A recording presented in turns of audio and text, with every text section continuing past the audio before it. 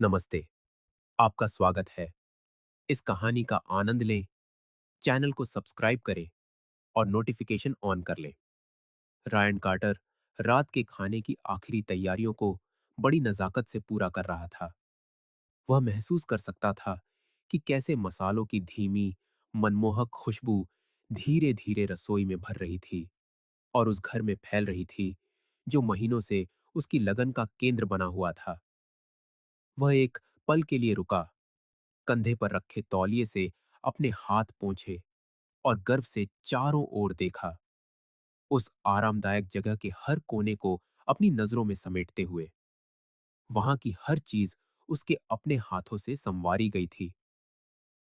यह एक सब्र और प्यार भरी कोशिश थी, जो उसने पिछले 2 सालों में की थी, जब से उन्होंने उस पुराने, लगभग खंडहर हो चुके घर को खरीदकर उसे एक ऐसा आशियाना बनाने का फैसला किया था, जिसका उन्होंने हमेशा सपना देखा था। लॉरेन के दोस्तों के साथ अपनी ट्रिप से लौटने का इंतजार करते हुए उसका मन अपने आप अतीत की ओर खिंचता चला गया और उसे वो खास पल याद आने लगे, जिन्हें वह बड़े प्यार से संजोए हुए था। 5 साल पहले, जब उसने लॉरेन को पहली बार देखा था, उस दिन को याद करके वह मन ही मन मुस्कुराया। यह उसके भाई डेविड के घर के पिछवाड़े में एक जन्मदिन की पार्टी का एक आम दिन था, जब रायन तुरंत लॉरेन के सादगी भरे और सच्चे स्वभाव की ओर खिंच गया था। वहां मौजूद दूसरी महिलाओं के विपरीत, वह किसी को प्रभावित करने की कोशिश नहीं कर रही थी। उसका आकर्षण छोटे छोटे इशारों में, शर्माती हुई मुस्कुराहटों में और जिस तरह वह किशोरों को पढ़ाने के अपने जुनून के बारे में बात करते हुए स्वाभाविक रूप से अपने बालों को कानों के पीछे करती थी, उसमें झलकता था। रायन को उसके पास जाने की हिम्मत जुटाने में लगभग 1 घंटा लग गया, लेकिन जब वह आखिरकार उसके पास पहुंचा, तो उसने पाया कि लॉरेन उसकी कल्पना से भी कहीं ज्यादा अद्भुत थी। उनकी बातचीत आसानी से बहती चली गई और वह सुकून भरी दोपहर अविस्मरणीय बन गई। उस दिन के खत्म होने तक वह जान चुका था कि यही उसकी जिंदगी की हमसफर बनेगी। उनके साथ के शुरुआती साल पंख लगाकर उड़ गए। रायन, जिसे इंजीनियरिंग से प्यार था और वह अपनी पत्नी को आराम और स्थिरता देना चाहता था, अपने करियर में तेजी से आगे बढ़ा। दूसरी ओर लॉरेन ने हाई स्कूल में किशोरों को पढ़ाने में अपना सुकून पाया, जहां उसने अपने सब्र और दयालुता के कारण छात्रों का सम्मान और प्रशंसा हासिल की। अपनी व्यस्त नौकरियों के बावजूद वे हमेशा एक दूसरे के लिए छोटे छोटे पलों के लिए वक्त निकाल ही लेते थे, जैसे सूरज ढलते समय साथ टहलना, सप्ताहांत की छोटी यात्राएं या बस सोफे पर एक दूसरे से लिपट कर पुरानी फिल्में देखना। 2 साल साथ रहने के बाद उन्होंने एक सादे समारोह में शादी कर ली, जो प्यार और अपनेपन से भरपूर था। उन्हें किसी बड़ी पार्टी की जरूरत नहीं थी, क्योंकि उनके पास एक दूसरे का साथ और सपनों से भरा पूरा भविष्य था। वक्त शांति से गुजर रहा था, कम से कम हाल तक तो कोई बड़ी उथल पुथल नहीं हुई थी। पिछले कुछ हफ्तों से रायन ने लॉरेन के व्यवहार में छोटे छोटे बदलाव महसूस करने शुरू कर दिए थे, जो शुरुआत में बहुत मामूली थे। छोटे छोटे संकेत दिखने लगे थे, जैसे भविष्य के बारे में बात करते समय उसकी आंखों में एक अनजाना सूनापन। जब भी वह बच्चे पैदा करने का जिक्र करता, तो एक अजीब सी खामोशी और लगभग हर समय एक अजीब सी बेचैनी, जैसे कि वह किसी ऐसी बात से बहुत परेशान थी, जिसे वह जाहिर नहीं कर पा रही थी। फिर भी रायन यह मानना पसंद करता था कि शायद वह ज्यादा सोच रहा है, या यह उनके जीवन के अगले पड़ाव को लेकर सामान्य चिंताएं हैं। उस सप्ताहांत लॉरेन अपनी बचपन की सहेलियों के साथ अपने आने वाले 30वें जन्मदिन का जश्न थोड़ा पहले मनाने गई थी। रायन इन महिलाओं को अच्छी तरह जानता था, खासकर जेसिका को, जो कॉलेज के दिनों से लॉरेन की दोस्त थी। जेसिका लॉरेन से बिल्कुल अलग थी, बेफिक्र, पार्टियों की शौकीन और किसी भी रिश्ते में बंधने से कतराने वाली। हालांकि रायन जेसिका को कभी पूरी तरह पसंद नहीं कर पाया, लेकिन उसने हमेशा उनकी दोस्ती का सम्मान किया, यह जानते हुए कि लॉरेन की सामाजिक जिंदगी सिर्फ उसी के इर्द गिर्द नहीं घूमनी चाहिए। जैसे ही उसने मेज पर बर्तन लगाना खत्म किया, उसे फिर से वही अजीब सी चुभन महसूस हुई, वह बेचैन करने वाली आशंका जो लॉरेन और उसकी यात्रा के बारे में सोचते ही लौट आती थी। जाने से एक हफ्ते पहले उसकी आंखों में वह सूनापन, पिछले कुछ दिनों में उसके भेजे गए अधूरे टेक्स्ट मैसेज और फोन पर भी उसकी आवाज में जो भटकाव था, उसने रायन को असुरक्षित और चिंतित कर दिया था। उसने उन नकारात्मक विचारों को दूर करने का फैसला किया और उन खुशी के पलों और उन उपलब्धियों को याद करने पर ध्यान केंद्रित किया जो उन्होंने साथ मिलकर हासिल की थीं। उसे खास तौर पर वह दिन याद आया जब उसने रसोई की मरम्मत का काम पूरा किया था, जो पूरे घर के नवीनीकरण के दौरान सबसे बड़ी चुनौतियों में से एक था। लॉरेन नतीजे से इतनी भावुक हो गई थी कि वह रो पड़ी थी, उसे गले लगाकर धन्यवाद देते हुए कि उसने एक ऐसी टूटी फूटी जगह को भविष्य की यादों से भरी जगह में बदल दिया। लेकिन अब उसी रसोई में अकेले खड़े रायन को एक उदासी ने घेर लिया, जिसमें उन सरल समयों की लालसा भी मिली हुई थी जब शक और अनिश्चितता उनके रोजमर्रा की जिंदगी का हिस्सा नहीं बने थे। घड़ी पर नजर डालते ही उसे एहसास हुआ कि लॉरेन जल्द ही पहुंचने वाली होगी। उसने मन ही मन खुद से वादा किया कि आज की रात एक नई शुरुआत होगी, एक मौका जब वे दोनों उन सभी बातों पर खुलकर बात कर सकेंगे जो वे महसूस कर रहे थे। हालांकि रायन को इस बात का जरा भी अंदाजा नहीं था कि उस रात जो महिला उस दरवाजे से अंदर आएगी, वह सालों पहले वाली लॉरेन नहीं होगी। जो महिला अंदर कदम रखेगी, वह अब अपनी आंखों में छिपे अपराध बोध को छुपा नहीं पाएगी, और जिस घर को उसने इतने प्यार से बनाया था, वह उस सबसे बड़े तूफान का सामना करने वाला था जब से उन्होंने अपनी जिंदगी एक साथ बिताने का फैसला किया था। अपनी सहेलियों के साथ अपनी यात्रा के दौरान लॉरेन ने मन बना लिया था कि वह आराम करेगी, खासकर इसलिए क्योंकि वे सभी एक बड़े मील के पत्थर का जश्न मना रही थीं। वे सब जल्द ही 30 साल की होने वाली थीं, एक ऐसी उम्र जो प्रतीकात्मक और महत्वपूर्ण महसूस होती थी। उनके लिए यह यात्रा उनकी जवानी को एक सांकेतिक अलविदा कहने जैसा था, मानो वे उन सभी चिंताओं और जिम्मेदारियों को पीछे छोड़ सकती हैं जो हाल ही में उन पर हावी हो गई थीं। हंसी, जाम और उन निजी बातों के बीच जो केवल रोजमर्रा की जिंदगी से दूर होने पर ही होती थीं, लॉरेन को लगा कि वह मातृत्व और भविष्य के बारे में अपनी चिंताओं को कुछ देर के लिए दरकिनार कर सकती है। उसकी सहेलियों में जेसिका हमेशा सबसे ज्यादा ध्यान खींचने वाली थी। उसके लंबे, काले बाल और एक सहज, स्वाभाविक मुस्कान थी, जो हमेशा समूह में ऊर्जा भर देती थी। जेसिका का रहन-सहन लॉरेन से बिल्कुल अलग था। वह हमेशा पार्टियों, यात्राओं और छोटे-छोटे रिश्तों में डूबी रहती थी, कभी किसी से सच में जुड़ती नहीं थी। इसके विपरीत लॉरेन ज्यादा शांत, घरेलू थी और उस शांत जीवन की आदी थी जो उसने रायन के साथ बनाया था। फिर भी लॉरेन मन ही मन जेसिका की तारीफ करती थी, शायद इसलिए क्योंकि वह उस तरह की आजादी जीती थी जिसे लॉरेन को किसी मोड़ पर लगने लगा था कि वह खो रही है। उस यात्रा की एक खास रात, कुछ गिलास वाइन और आरामदेह बातचीत के बाद लॉरेन ने अपने डर और शंकाओं के बारे में खुलकर बात करना शुरू कर दिया।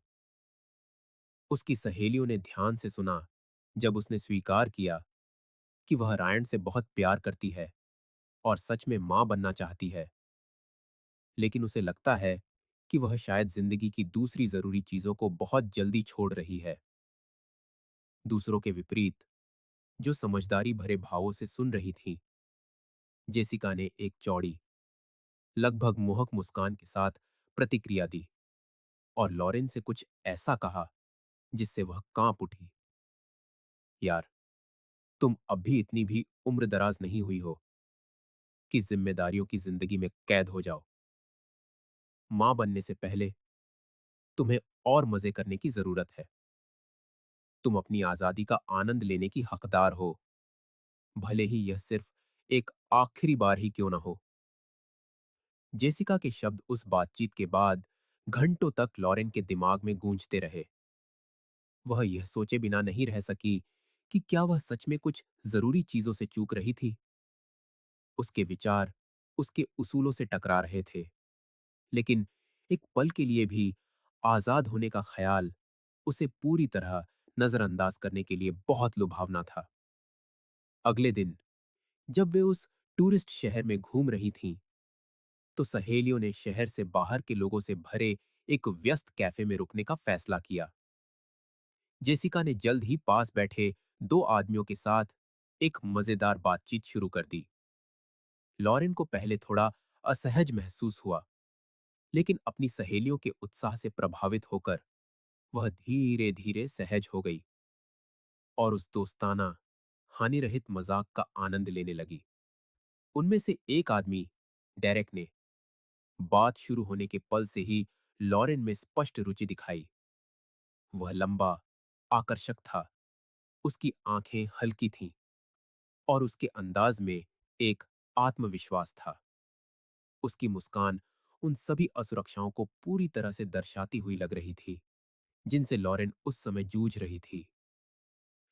जेसिका ने लॉरेन की शुरुआती झिझक को भांपते हुए उसे उकसाया, थोड़ा रिलैक्स करो, तुम कुछ भी गलत नहीं कर रही हो, बस बात करो, मजे करो।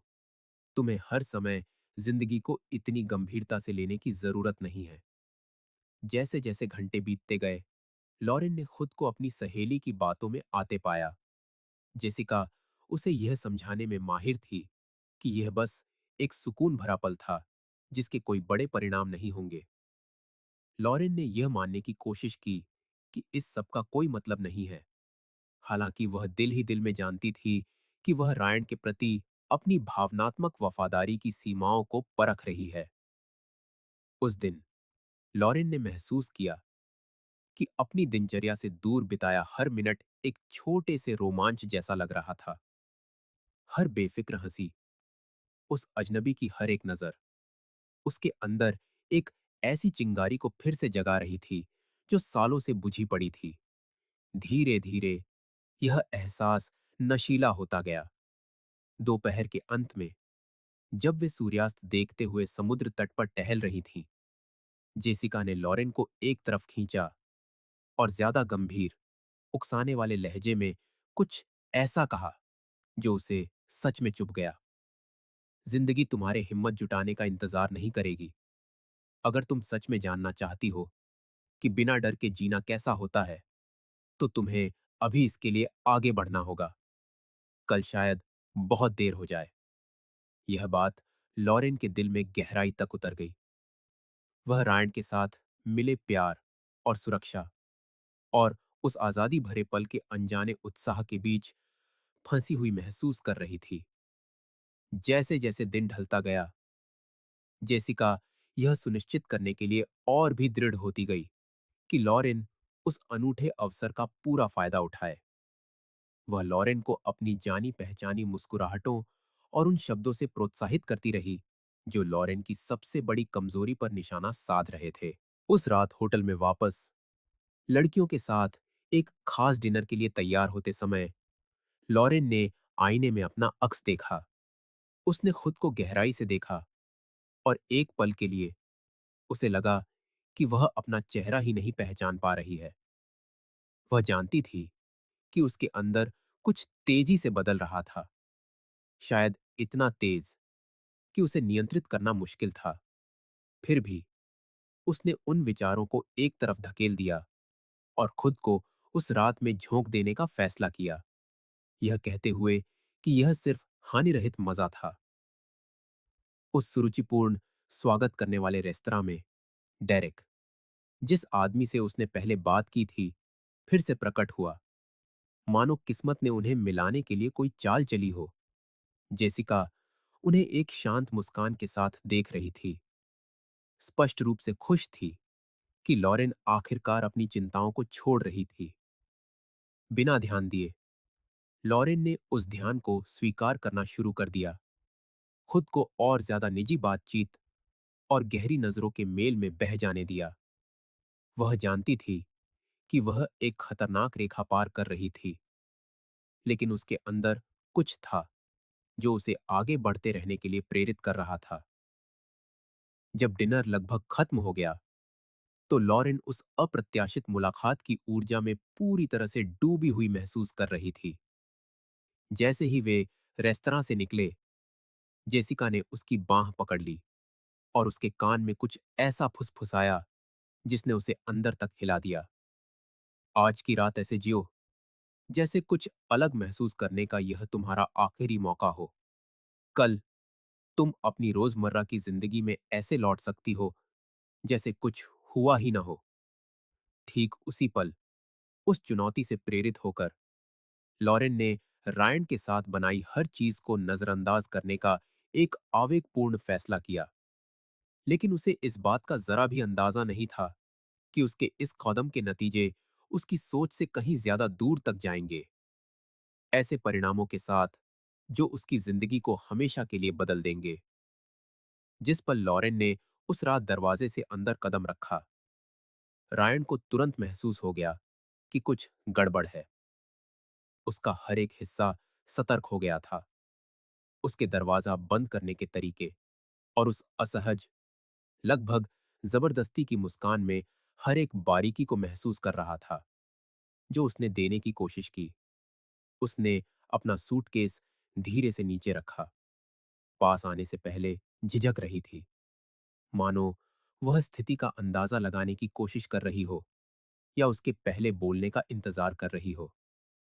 उनके बीच की खामोशी, जो कभी सुकून देती थी, अब दम घोंट रही थी, उन दोनों पर दबाव डाल रही थी।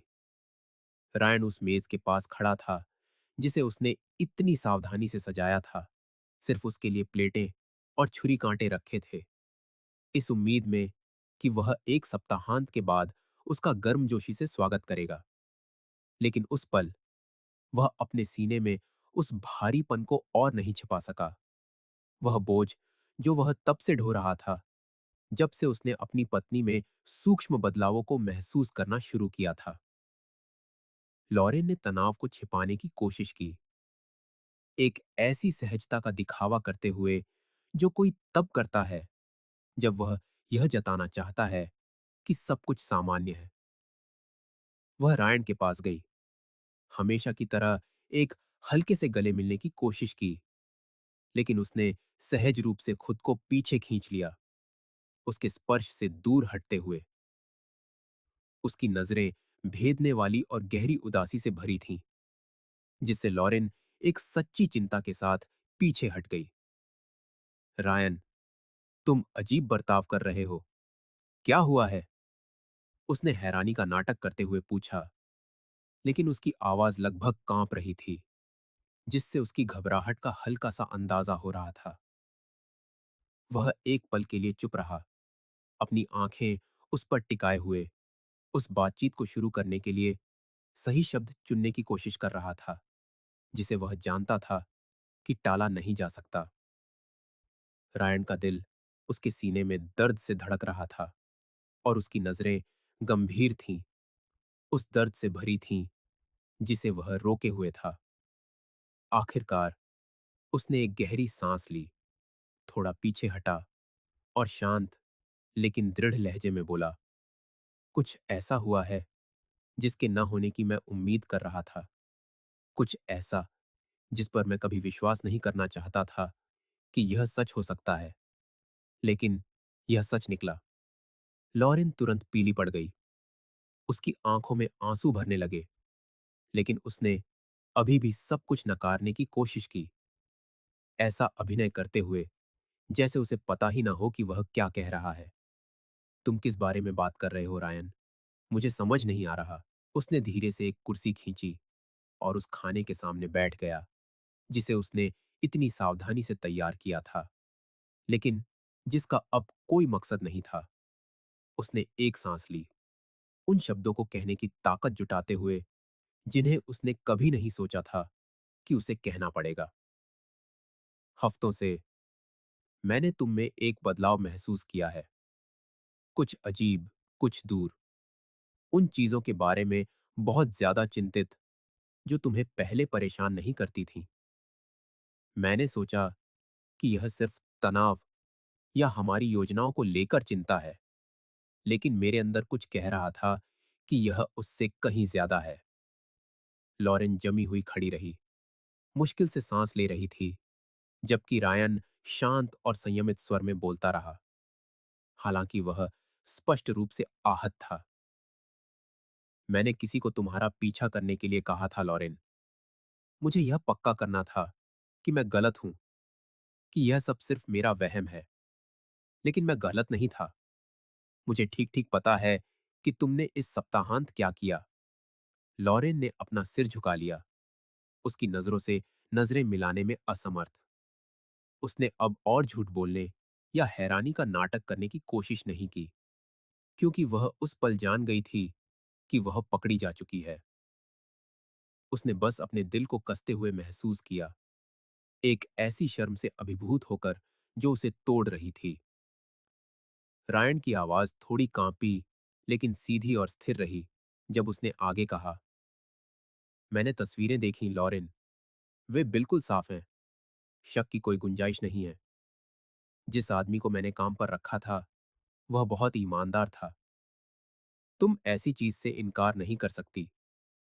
शायद तुमने सोचा कि तुम मजे के एक पल की हकदार हो, कि तुम्हें कुछ अलग करने का अधिकार है, लेकिन तुम उस सम्मान को पूरी तरह से भूल गई जो तुम मेरे, हमारे और हमारे बनाए हुए हर चीज के प्रति रखती हो।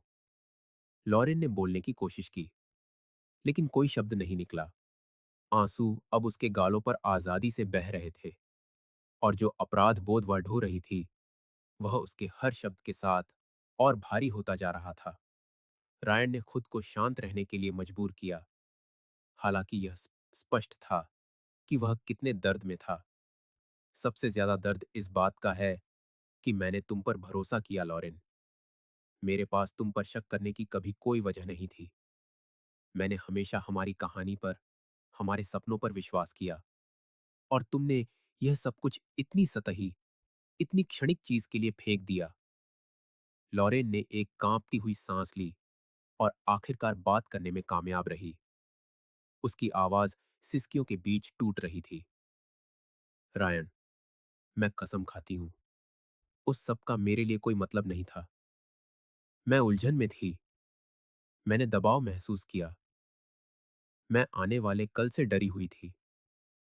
यह एक मूर्खतापूर्ण गलती थी, कमजोरी का एक पल, और मुझे इसका बहुत अफसोस है।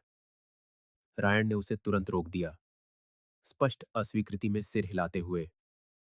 तो तुम कह रही हो कि तुम मेरे साथ बच्चे पैदा करने से डरती थी लॉरेन? कि तुमने महसूस किया कि तुम्हें मुझसे, हमारे परिवार से जुड़ने से पहले यह करना पड़ा? क्या तुम्हें सच में लगता है कि यह बहाना तुम्हारे किए को कम गंभीर बना देता है? लॉरेन ने मुश्किल से थूक निगला और सिर हिलाया, जो उसने किया था उसका बचाव करने में असमर्थ। वह कुछ ऐसा सही ठहराने की कोशिश करके इसे और खराब नहीं करना चाहती थी जिसका कोई औचित्य नहीं था। वह जानती थी कि कुछ भी तथ्यों को मिटा नहीं सकता या उस नुकसान को ठीक नहीं कर सकता जो उसने पहुंचाया था। रायन ने नजरें फेर लीं, उसका सीना फिर से कस गया। एक असहज खामोशी रसोई में भर गई, और उसने महसूस किया कि जो जगह कभी खुशी के पलों, हंसी और सपनों का ठिकाना थी, अब ठंडी, खोखली और अजनबी लग रही थी। उसने लॉरेन की ओर वापस देखा, आंखें दुख से भरी थीं, लेकिन जब वह फिर से बोला तो उसकी आवाज दृढ़ थी। मैं सच में चाहता था कि यह सब एक गलतफहमी हो लॉरेन, लेकिन तुमने मुझे दिखाया कि तुम असल में कौन हो और मैं किसी ऐसे व्यक्ति के साथ नहीं रह सकता जो हमारे पास जो कुछ है उसकी कद्र नहीं करता। बिना एक और शब्द कहे वह रसोई से बाहर चला गया, उसे आंसुओं और पछतावे में पीछे छोड़ते हुए। लॉरेन वहीं खड़ी रही, अपनी जिंदगी के सबसे खुशी के दिनों की यादों से घिरी हुई, बहुत देर से यह महसूस करते हुए कि उसने एक आवेगी, स्वार्थी पल के लिए अपनी सबसे प्यारी चीज को नष्ट कर दिया था। रायन अगली सुबह जल्दी उठ गया। सूरज की पहली किरणें लिविंग रूम के पर्दों से धीरे धीरे छनकर आ रही थीं, लकड़ी के फर्श पर सुनहरी लकीरें बना रही थीं, जिसे उसने सालों पहले ठीक किया था। उसने खाली घर को उदास आंखों से देखा। उस जगह का हर कोना, जो कभी अर्थ से भरा था, अब बहुत शांत लग रहा था, मानो उस नुकसान की गूंज हो जिसका उसने अभी अभी अनुभव किया था। फिर भी वह जानता था कि उसे क्या करना है। लॉरेन उस रात सो नहीं पाई थी। वह सोफे पर बैठी थी, आंखें दीवार पर टिकी थीं। उसका दिल अपराध बोध और पछतावे से भारी था। रायन के शब्द अभी भी उसके दिमाग में जोर से गूंज रहे थे, एक कड़वी धुन की तरह जिसे वह बंद नहीं कर सकती थी। वह जानती थी कि कोई भी बहाना उसकी गलती को मिटा नहीं सकता, और वह जो भी सफाई देगी वह उस आदमी को पहुंचाए गए अपार दर्द के सामने खोखली लगेगी, जो हमेशा उसके साथ खड़ा रहा था। जब रायन लिविंग रूम में आया तो उसने लॉरेन को ठीक उसी जगह पर देखा जहां उसने उसे घंटों पहले छोड़ा था। उसका चेहरा आंसुओं से भीगा था और उसकी आंखें पूरी रात रोने से लाल थीं। उसे इस हाल में देखकर उसे गहरा दुख हुआ, लेकिन उसने खुद को मजबूत बनाए रखा। विश्वासघात की चुभन अभी भी एक खुले घाव की तरह जल रही थी, और वह अपने फैसले से पीछे हटने वाला नहीं था। जब लॉरेन ने रायन को वहां देखा तो उसने धीरे धीरे अपनी आंखें उठाईं। वह कुछ भी कहने में झिझकी, इसलिए उसने खामोशी तोड़ी और दृढ़ता से बोला, भले ही उसकी आवाज में एक उदासी थी जिसे वह मुश्किल से छिपा पा रहा था। लॉरेन, हमें इसे जल्दी सुलझाना होगा। मैं आज ही तलाक के लिए अर्जी दे रहा हूं। मैं चाहता हूं कि यह शांति से हो, बिना किसी ड्रामे के। हम दोनों जानते हैं कि इसके अलावा कोई और रास्ता नहीं है।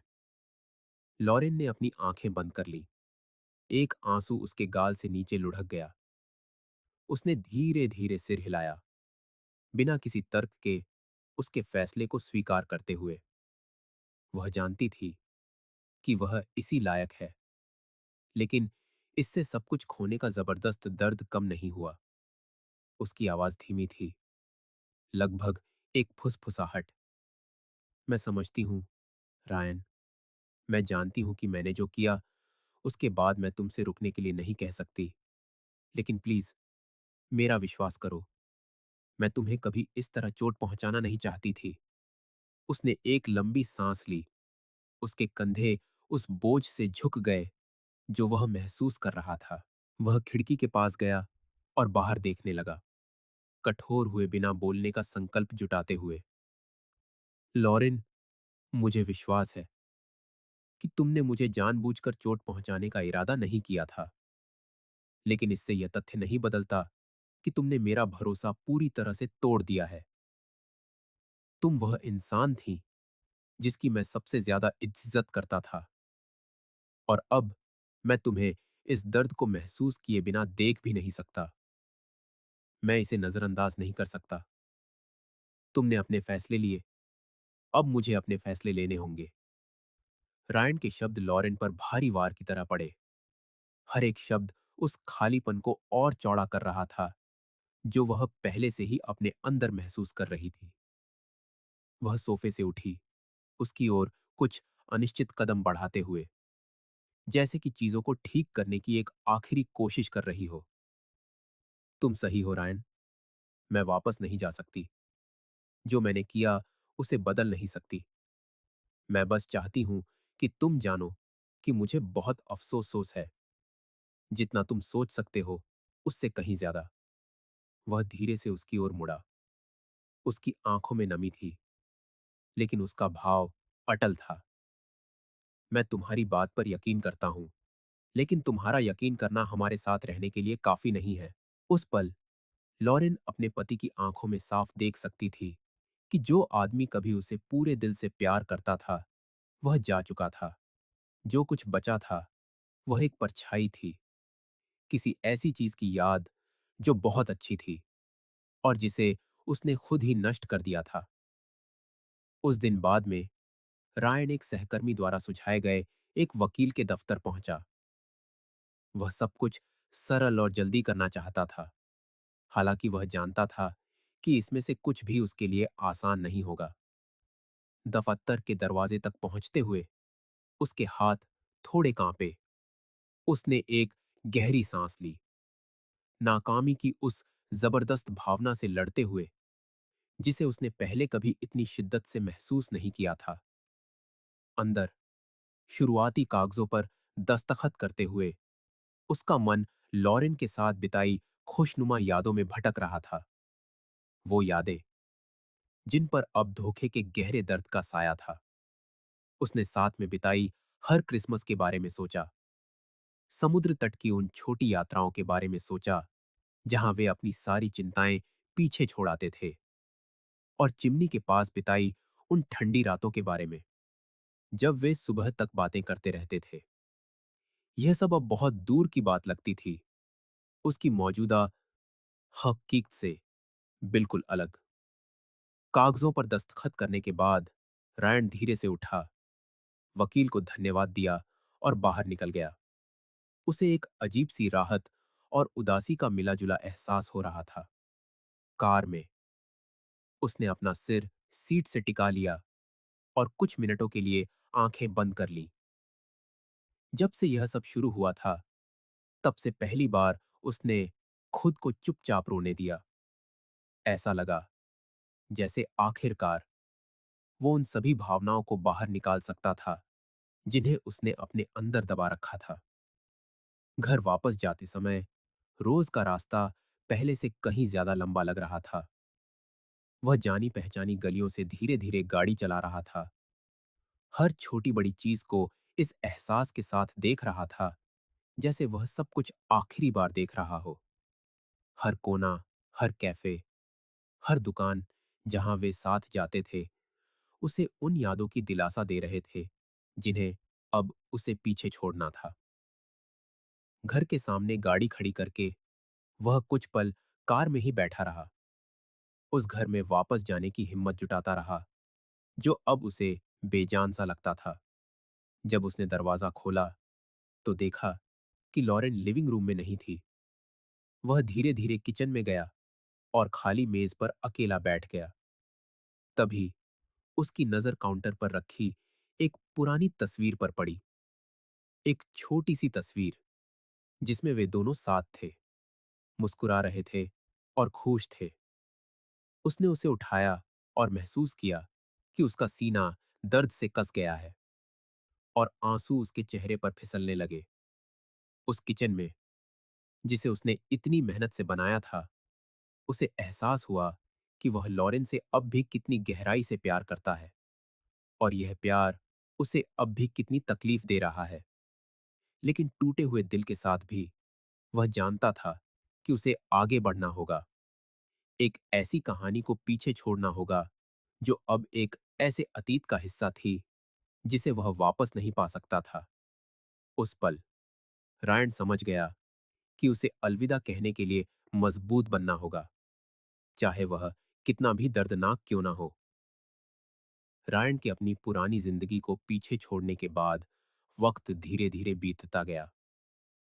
एक नया शहर, एक नई नौकरी और एक नई दिनचर्या ने उसे कुछ हद तक सामान्य महसूस करने में मदद की। फिर भी ऐसी रातें थीं जब उसके खाली अपार्टमेंट का सन्नाटा असहनीय लगता था। कुछ जुख्म भुलाए नहीं जा सकते थे और आगे बढ़ने की कोशिशों के बावजूद सोने से पहले हर अकेले ख्याल में अतीत जिंदा हो जाता था। एक दोपहर काम पर एक लंबे दिन के बाद रायन ने देखा कि उसका फोन लिविंग रूम की मेज पर लगातार वाइब्रेट कर रहा था। स्क्रीन पर एक नजर डालते ही उसे पता चल गया कि यह मैसेज डेविड का था, लॉरेन के भाई का। डेविड उससे सीधे तौर पर बहुत कम संपर्क करता था और किसी अनहोनी की आशंका से रायन का दिल जोर जोर से धड़कने लगा। जैसे ही उसने फोन अनलॉक किया, डेविड ने दोस्ताना अंदाज में शुरुआत की। पूछा कि रायन कैसा है, नई जगह पर जिंदगी कैसी चल रही है। और फिर एक पल रुकने के बाद कुछ ऐसा लिखा जिसने रायन को सुन्न कर दिया। लॉरेन प्रेग्नेंट है, रायन। रायन को लगा जैसे एक पल के लिए उसकी सांसें रुक गई हों। भावनाओं का एक शक्तिशाली तूफान उसके सीने में उमड़ पड़ा। उसने उन शब्दों को बार बार पढ़ा, उनके मतलब को समझने की कोशिश करता रहा। Lauren pregnant? यह समझ से बाहर था कि उसने पहले कुछ क्यों नहीं बताया, जब तक कि उसे हाल ही में पता न चला हो। डेविड ने आगे सावधानी से समझाते हुए लिखा, शायद वह इस खबर के असर से अच्छी तरह वाकिफ था। उसने साफ किया कि लॉरेन को कुछ समय पहले ही पता चला है और डॉक्टर के हिसाब से प्रेगनेंसी उन आखिरी दिनों की है जब रायन और लॉरेन साथ थे। रायन के गले में एक गांठ सी बांध गई। यह सदमे, हैरानी और अजीब तरह से खुशी की एक हल्की सी किरण का मिश्रण था, जैसे इस तबाही के बीच कुछ कीमती पल रहा हो। उस मैसेज के बाद के दिनों में रायन इसके बारे में सोचना बंद नहीं कर सका। उसने घंटों यह सोचते हुए बिताए कि क्या करे, क्या फिर से जुड़ने की कोशिश करे या दूर रहे, खुद को उस दर्द से बचाए जिसे वह पहले से ही अच्छी तरह जानता था। हर ख्याल उसे तड़पाता था, खास तौर पर इसलिए क्योंकि वह उस सच्चे प्यार को नहीं भूल सकता था जो वह अब भी लॉरेन के लिए महसूस करता था, उसके किए गए हर काम के बावजूद। एक रात जब शहर खामोशी से सो रहा था, रायन और जानने की अपनी इच्छा को रोक नहीं सका। उसने कांपते हाथों से अपना फोन उठाया और डेविड का नंबर मिलाया। एक छोटी सी खामोशी के बाद उसने दूसरी तरफ से जानी पहचानी आवाज सुनी। रायन, मुझे लगा था तुम फोन करोगे। कैसे हो तुम, दोस्त? रायन ने गहरी सांस लेकर स्वीकार किया। मुझे सच में नहीं पता डेविड, मैंने इसकी उम्मीद नहीं की थी। मुझे जानना है कि वह कैसी है, वह यह सब कैसे संभाल रही है। दूसरी तरफ से डेविड ने एक गहरी सांस ली और सावधानी से बोला, मैं तुमसे साफ साफ कहूंगा रायन, वह मजबूत बनने की पूरी कोशिश कर रही है, किसी तरह से नई शुरुआत करने की कोशिश कर रही है, लेकिन जाहिर है कि वह संघर्ष कर रही है। लॉरेन को भी इसकी उम्मीद नहीं थी, लेकिन वह आगे बढ़ने के लिए दृढ़ है। वह थेरेपी ले रही है। उसने जेसिका और अपने दूसरे दोस्तों से नाता तोड़ लिया है और वह बदलने को लेकर वाकई गंभीर लग रही है। वह जानती है कि उसने गलती की है और तुमसे कोई उम्मीद नहीं कर रही है, लेकिन मुझे लगा कि तुम्हें यह जानने का हौव है। रायन के मन में करुणा की एक लहर दौड़ गई। उसने कल्पना की कि लॉरेन बिना किसी सहारे के अकेले इस खबर का सामना कर रही होगी, यह सोचते हुए कि शायद वह उससे कोई वास्ता नहीं रखना चाहेगा। उसका मन एक पुराने सपने की ओर भटक गया। वह हमेशा एक पिता बनना चाहता था, लेकिन शादी टूटने के बाद उसने उस ख्याल को दफना दिया था। डेविड ने रायन की खामोशी को महसूस करते हुए आगे कहा, देखो रायन, मैं तुम्हें उसके पास वापस जाने के लिए नहीं कह रहा हूं। मैं बस चाहता था कि तुम जानो कि वह बच्चा तुम्हारा है और लॉरेन यह बात छिपाने की कोशिश नहीं कर रही है। वह चाहती है कि तुम फैसला करो कि तुम इस कहानी का हिस्सा बनना चाहते हो या नहीं। तुम जो भी फैसला करोगे, वह उसका सम्मान करेगी। जब फोन कटा, तो रायन घंटों वहीं बैठा रहा, विचारों में खोया हुआ। बाहर चांदनी में नहाए शहर को देखता रहा। उसने अतीत के बोझ को एक बार फिर अपने ऊपर महसूस किया, लेकिन इस बार कुछ अलग था, कुछ नया था, कुछ मजबूत, जो अंदर अपनी जगह बना रहा था, आगे बढ़ने की एक वजह जो पहले मौजूद नहीं थी।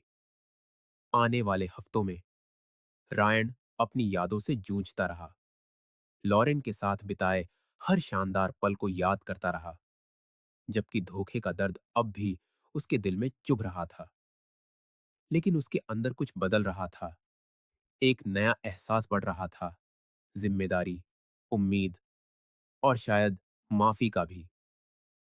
एक दोपहर एक छोटी सी दुकान के पास से गुजरते हुए रायन की नजर खिड़की में रखे बच्चों के कपड़ों पर पड़ी।